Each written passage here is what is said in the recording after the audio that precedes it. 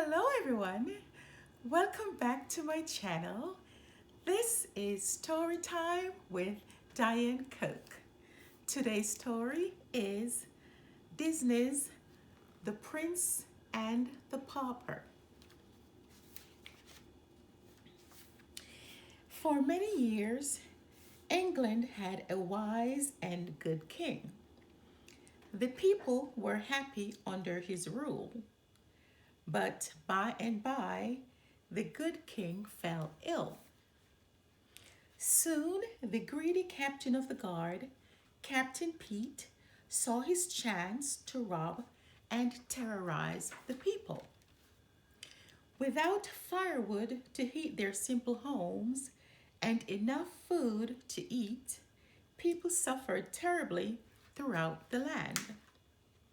It seemed that no one could save the kingdom from the thieving Captain Pete until one day, fresh kindling, called Mickey.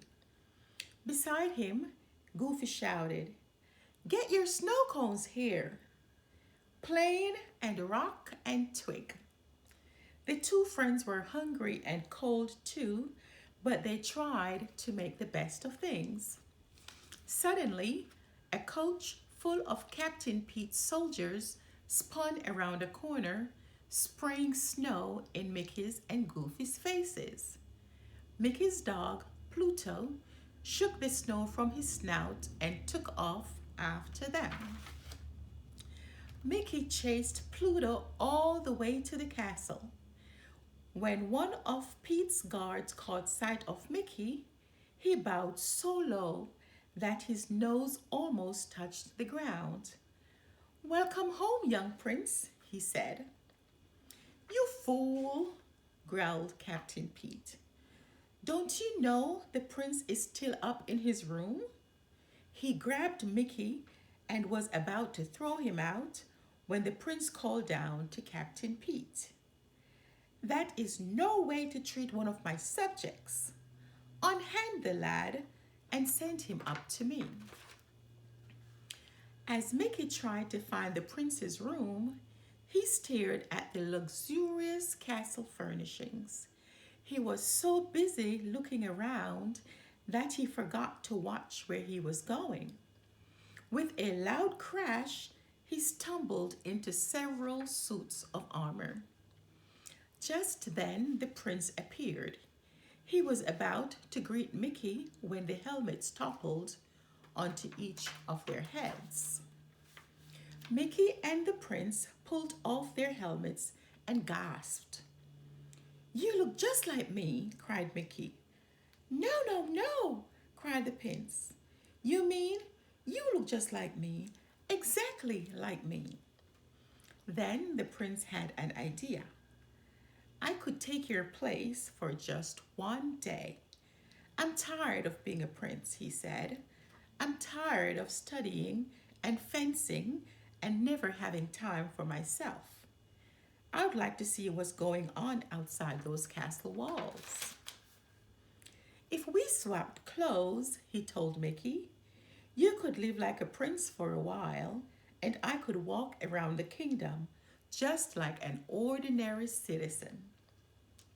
"But I don't know how to be a prince," said Mickey. "Don't worry," said the prince as he gave Mickey some royal clothes.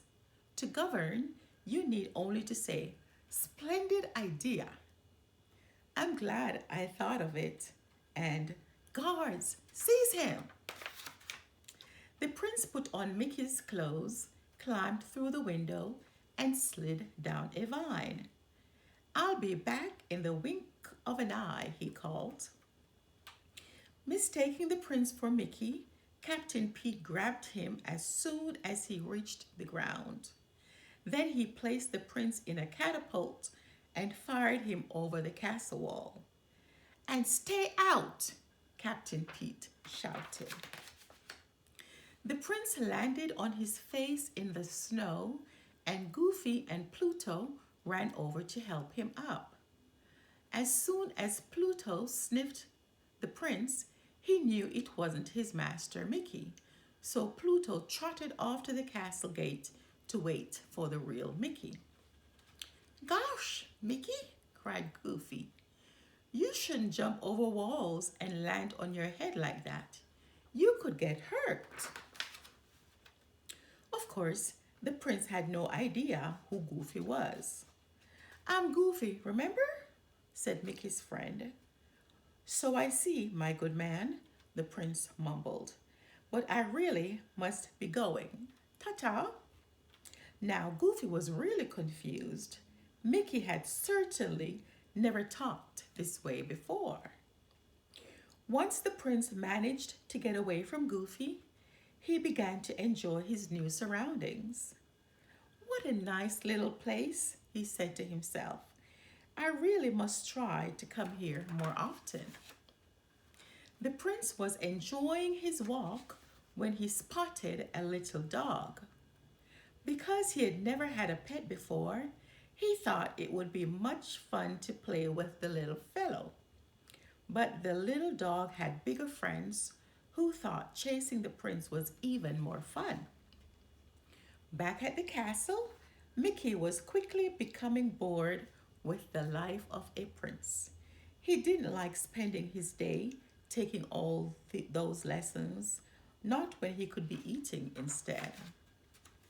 Mickey licked his lips as Donald, the prince's butler, carved a giant turkey.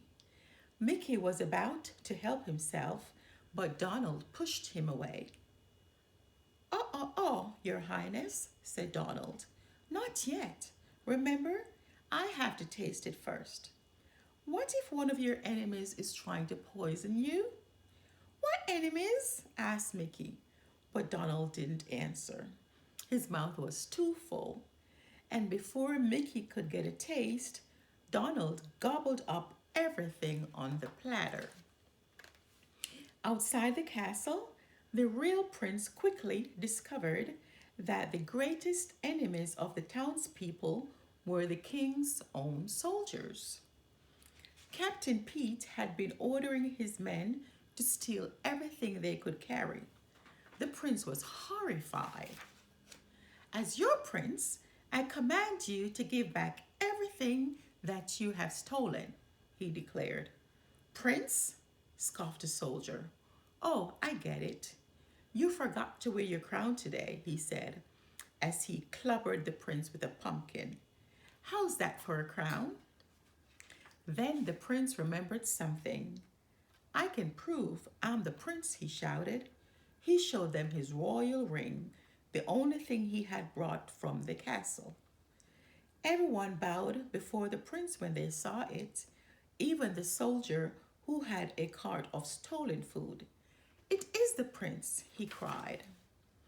The prince quickly took charge of the food and began to give it back to the hungry people. He handed out loaves of bread and chickens, sausages and hams until all the food had been returned. Hooray for the prince, shouted the happy crowd. Not everybody was happy about the prince's kindness, least of all Captain Pete's spies, who ran off to tell him about what the prince was up to. Pete quickly found the prince and had him thrown into the castle dungeon. Donald was imprisoned too.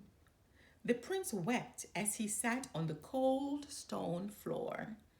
Because he had changed places with Mickey, he had not been with his father when the king died. And now Mickey, the pauper, would be crowned king.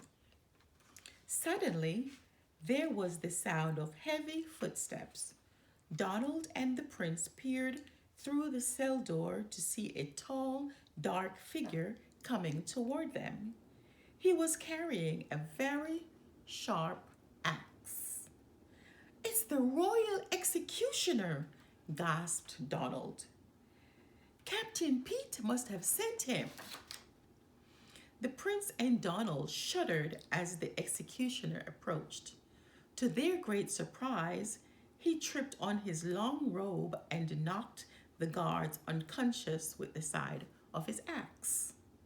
Gosh, I sure am sorry, cried Goofy as he pulled off his hood. Donald grabbed the keys from Goofy and unlocked the door. Meanwhile, Captain Pete continued his evil plan. He was forcing Mickey to become the new king. To make sure that Mickey would obey his orders, Pete had kidnapped Pluto. Pete knew that Mickey would never do anything to put his dog in danger. With Mickey on the throne, Captain Pete would control the kingdom. Just as the crown was about to be placed on Mickey's head, Mickey ducked and said, "Stop! Captain Pete is a traitor. Guards, seize him!" "The boy is an impostor," shouted Pete. "But I am not," called out the prince, bursting into the room. As he rushed toward Captain Pete, he snatched a sword from a guard, and the fight was on. Goofy and Donald were doing their best to help the prince. Donald swung his axe and sliced the ropes that held up the chandelier. It fell down on a whole crowd of soldiers. When the brave prince knocked Pete's sword out of his hand, the townspeople cheered. "Off to the dungeon with them," commanded the prince. The townspeople tied up Pete and his men and led them away. Then it was time for the ceremony. The real prince was crowned king, and the people could feel safe once more with a kind and generous ruler. The people all lived happily ever after, thanks to Mickey, Goofy, and Donald. The end.